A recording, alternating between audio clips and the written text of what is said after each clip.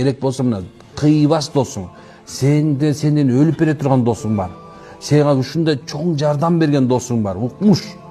Бирок некен сени конокко чакырды, коноктун ортосуна аракты койду, сен ошо кыйбас досуң жаның жок досум деш керек. Досчулук менен, бирок мусулманчылык менен мен сен жаныңа отура албайм деш керек. Куда сөөк, бир тууган керек болсо субханалла. Ортого аракты койду, ачке жок dedi. Sen men бир тууган, мен сени сүйөм, жакшы көрөм. Бирок сен Алланын арам деген нерсе, мен мусулманмын, мен отура албайм. Туруш керек болду.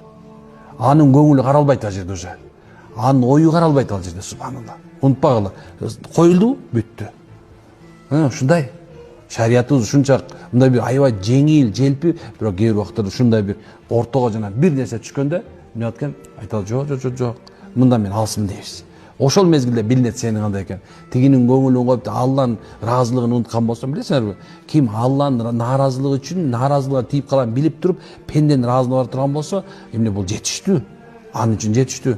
Анткени мурункулар, пайгамбарлар, андан пайгамбардын сахабалары, анан салаф салихиндер, чоң аалымдар бардыгы тең айтат.